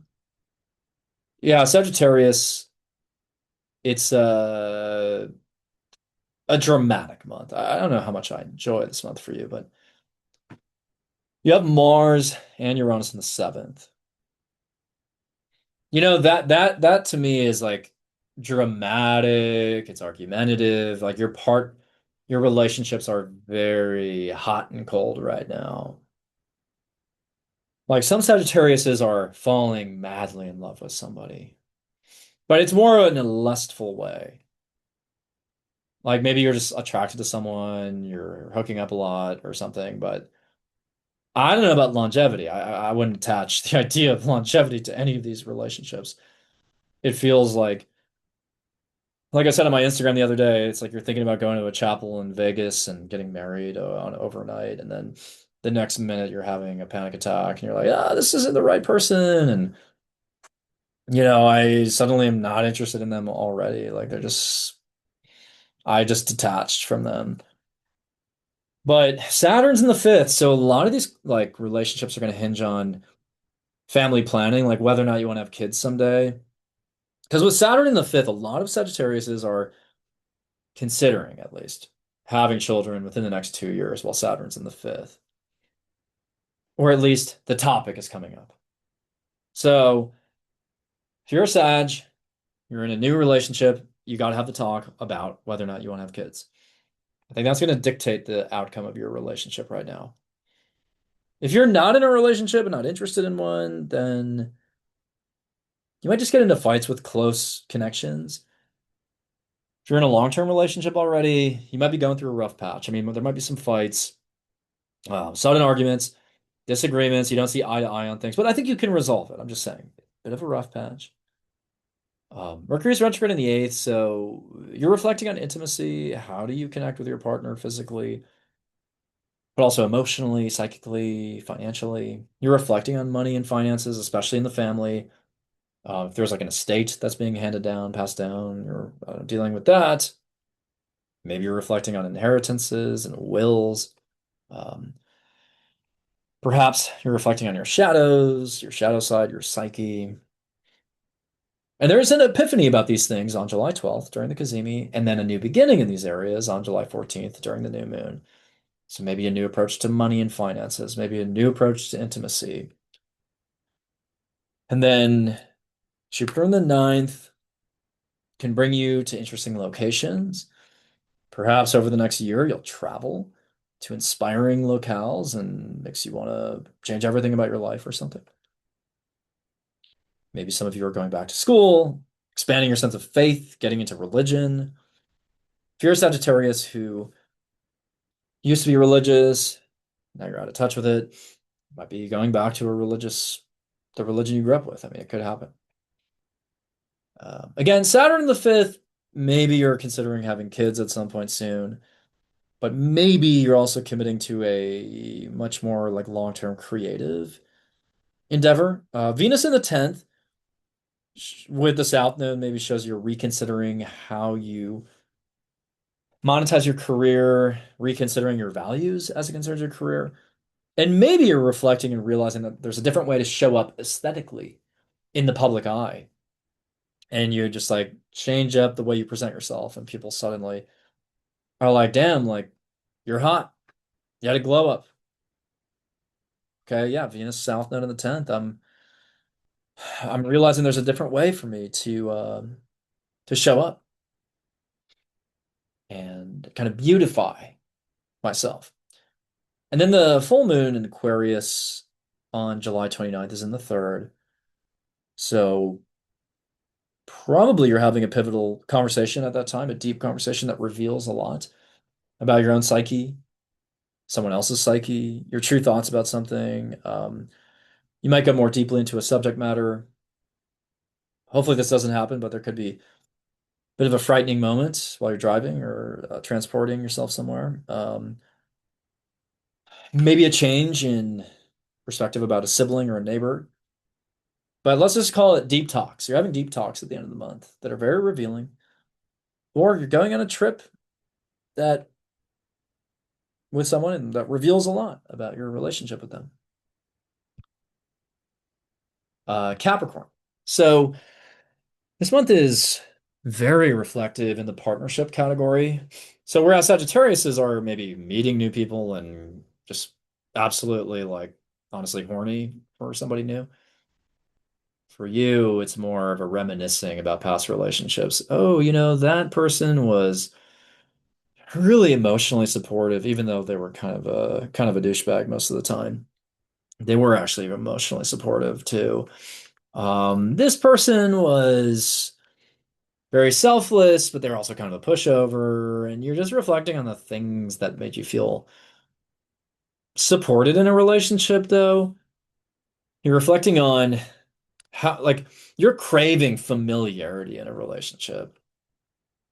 And the danger of Mercury retrograde in Cancer in the seventh is that you might end up dating someone who kind of reminds you of one of your parents because you're just chasing the familiarity, and that's where Freud is like rolling over in his grave. But if you want honest astrology, I mean, that's kind of what's happening for Capricorns right now. You're like, well, this person was, actually kind of they're a good person overall, but they secretly have some qualities that, you know, lead to the same cycles that your parents were in growing up. So Capricorns, take stock of your reflections. They are valuable, but don't just rush back to an ex or rush to someone because they're familiar. Um, and yeah, an ex could show up. Literally, they could reappear, or maybe they just reappear in your thoughts. But around July 12th, you'll have an epiphany about your relationships. And on July 14th, you might plant the seeds for a new relationship, or yes, you might go back to an old relationship. But if I were you, I would wait till Mercury retrograde is done to actually go back to them. I think it ends on July 23rd. Um, but yeah, relationships are being, like keep a journal, reflect on your past. What did you like and not like about your relationships? How can you kind of introduce those like the good patterns into your like a new relationship? What qualities are you looking for in a partner, basically? Um, Mars and Uranus are in the sixth. So some of you may have had diarrhea in the last few days with Mars and Uranus in the sixth. The intestines, get kind of rumbly when Mars and Uranus are in the sixth. So you are the rising sign, certainly. That's been the most likely to have diarrhea during the 4th of July. And same with July 10th to 12th. Like watch out for what you eat. If you're lactose intolerant, I mean, don't chug a carton of milk. You're not gonna have fun with that. Don't go to the ice cream truck if you're lactose intolerant. Don't take the bait. I think it's kind of easy not to take the bait because the songs that play are really creepy and annoying. The songs that blare out on the megaphone. Um, so anyways, yeah, some intestinal issues there maybe, but also you're really keeping a hectic schedule at work, maybe getting into fights with coworkers as well. But also trying to strengthen your body, strengthen yourself, going to the gym. Speaking of core strength, develop your core strength. Jupiter and Leo in the eighth. Maybe you're starting to see more strategic route to generating passive income over the next year. Better way to make money off of money. Maybe you have a better perspective on intimacy, how you want to merge with somebody. You have a keener intuition with regards to someone's psyche or subconscious. Like you can almost like read somebody's mind over the next year. Venus in your ninth, conjunct the South Node. Maybe you divest from a trip, educational pathway. Um, Maybe you reassess your values related to those things. Saturn's in the fourth house, about to retrograde. So you are reviewing some of your commitments to property and family. Maybe you want to move somewhere else in the next year. Maybe you just dislike where you are and you feel trapped there. Maybe you review your responsibilities and you realize that, hey, like my parent actually needs help or my grandparent actually needs help. I got to go back home and move home for a year and help them through this health crisis. Could be part of it. Chiron in the fifth is kind of tough, I think, in some ways, because it could expose some fertility issues or maybe, um, maybe you want to have kids, but it's like a longer road than you expected. So Capricorns also could be healing their inner child, though, while Chiron's in the fifth. The Aquarius full moon, July 29th, is in your second house. The second house there maybe is a really financially rewarding moment. Maybe you know, attain a certain amount of power financially. Maybe you realize that you are going to get the job. Maybe you leave a certain job and it opens the door to something more lucrative. Maybe you realize that an investment has paid off to a point where you don't have to work for a bit. Maybe you sell an asset or a possession that brings you a lot of money. Maybe you have an old Michael Jordan card like Kevin O'Leary and you sell that for a lot of money. I want to move on to Aquarius though. Aquarius, July is interesting. Jupiter's in the seventh, so partners are maybe more helpful to you. Significant relationships can be more successful, more giving, more forgiving. Maybe you're feeling generous with a partner, you're giving them a gift and it pays off. Like if you're generous towards a partner while Jupiter's in your seventh, the universe pays you back tenfold. I mean, in a good way. And if you're not in a relationship yet as an Aquarius, I do think you're going to start to feel more optimistic about partnership, but I don't think you'll meet anyone until closer to Leo season. Right now, Mercury's retrograde in your sixth, so you're reflecting on self-improvement, perfection, how you can optimize health and your work process. You're looking at continuous improvement. How can I continue to refine my craft? Or how can I get something right, consistently? How can I perform more consistently? How can I be more productive? And all of these commitments are going to make you a more attractive partner once the Sun and Jupiter actually line up in your seventh. I mean, Venus was in your seventh recently, but not with Jupiter conjunct or anything. So, I mean, as I'm talking right now, Venus is in Leo, so you could still bank off of even right now meeting somebody. But yeah, Mars in the fifth, so you're motivated to like, maybe hook up with somebody or start a casual relationship. Things could get kind of spicy in the bedroom. I do think there is sort of a, you know, vitality to this month for you. But Mercury retrograde in the sixth is a little challenging. It is showing that like, you can't forget about the mundane stuff. You can't forget about the nuts and bolts, the nitty gritty, how you're showing up every day, your routines, your chores, your work. Um, so it's kind of like, yeah, work hard, play hard kind of month. You still got to do the not so fun stuff from 9 to 5 in order to have fun from 5 to 9 or whatever. Um, Saturn's going to retrograde in your third, so at the end of the month, you might realize you have some responsibilities towards a sibling or a neighbor, or you are cutting off contact with somebody, or you're reflecting on whether or not you still want to be cut off from communicating with somebody. And you have kind of a serious mindset overall. Saturn retrograde is saying also like, what do you really want to master topically? Is there a certain topic that you feel like you still haven't mastered and or skill that you need to refine? Chiron in the fourth, showing that there are some family wounds maybe coming up or a maternal wound that you got to heal over the next 7 years or so. When does Chiron leave Taurus? I don't know. I think it's like 7 years from now. Let's look at that. Chiron, I think, leaves Taurus in like 2033, 2034. Yeah, yeah. So with Mars in the fifth too, alongside Uranus, you could be doing something creative and provocative, something experimental creatively. Venus conjunct the South Node in the eighth means maybe you're purging certain investments, walking away from certain investments, or divesting from a relationship financially. possession wise. Like if you're like, I don't want to be with this person anymore, you're separating from each other. You're divvying up the possessions, the assets, all these things. Or you're realizing that there's certain things you got to let go of to get closer to somebody. Um, but yeah, the Aquarius full moon at the end of the month is very potent, cathartic, emotional, overwhelming, and I think it's going to be intense for you. But it might pave the way to a more fulfilling relationship during August, actually.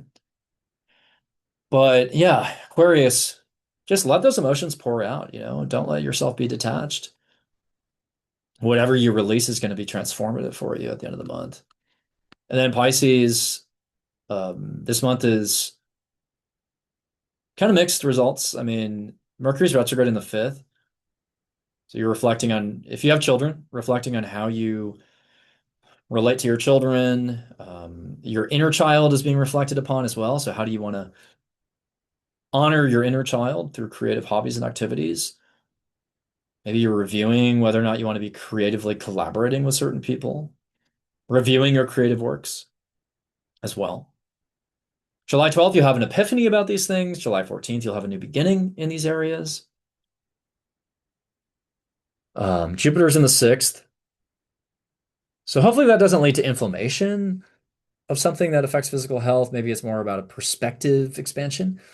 So you're gaining new perspectives about your health, your physical body, how to optimize health. Maybe your work projects are just more enjoyable, more creative. Coworkers are more advantageous to you at this time.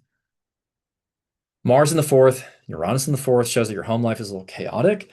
People are coming in and out of the house. Maybe you're hosting some parties with a lot of fun games, but also maybe your family's just frustrating you right now. So you need to take space potentially to recuperate. Venus conjunct the south node in the seventh means that you're actually the most likely sign overall to like let go of a relationship this month or to meet someone from a past life or to change a habit or a behavior or a pattern in a relationship that allows it to continue. But you're doing some serious reflection on all your close connections.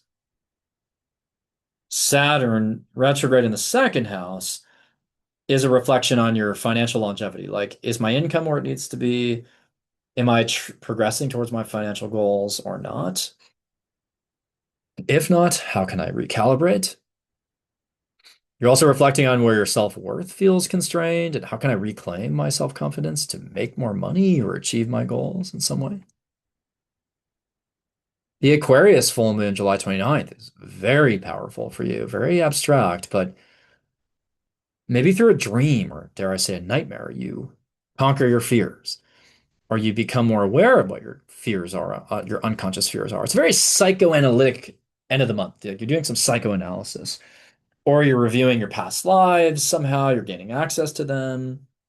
Um, you're witnessing a death that you experienced in a past life. Maybe you're transforming your spiritual practices, your access to the divine in a different way.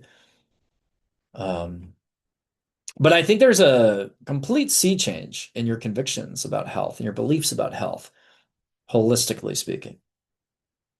And then nodes are about to shift, and they will shift by the end of the month out of your axis. So I think when the North Node goes into your 12th house, you're going to continue to embark on this spiritual awakening. And hopefully, as the North Node is leaving your first house, you feel like you have a better sense of self. You got through Saturn in your sign, Neptune in your sign. Hopefully, there's a bit more clarity about who you are. And now you're daring to go into these places that used to be a source of fear. So, anyways, I'd like to conclude the show now.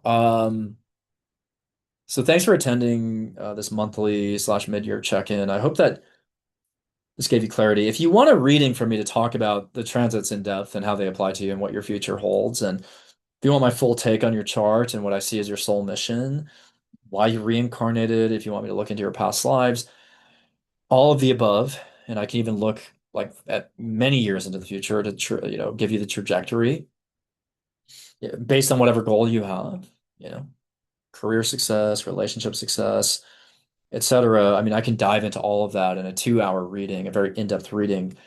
You can book that through my website. I have spots on tomorrow and Thursday, and these readings again really drill down into why you reincarnated, why you're here, and what you're here to do, and it's very powerful. So consider booking a reading. And I have spots that open up every week, but this week, Tuesday, Thursday are open. Consider booking those. Also, yes, I'm restarting my music career. I'm gonna have my first single and music video come out later this month. So if you want to keep track of that, stay tuned keep up with me on Instagram especially and TikTok. But even on YouTube, I'm gonna be releasing some stuff related to the music. So I'm really excited because this is, music is my bread and butter. I know that a lot of people think of me just as an astrologer, but I'm a, musician through and through. Far vastly precedes my astrology career. And I actually think of astrology for me as more of an extension of music and, well, not the other way around. So, yeah, the proverbial check out my music thing. But no, seriously, check it out. I'm really proud of the songs I'm about to release. They're catchy. Like, yeah, I think it'll resonate with a lot of people, even the lyrics. And I went all in on my music with this project. So excited to share it with you all near my Jupiter return, no less. So yeah, take care. I hope this video was insightful, even the stuff about soul families. Share this video with people. I mean, I know I don't post on YouTube very often, but when you like and share videos on YouTube, it encourages me to keep doing this on this platform. So, thank you so much. Hope you have a great rest of your July. Take care.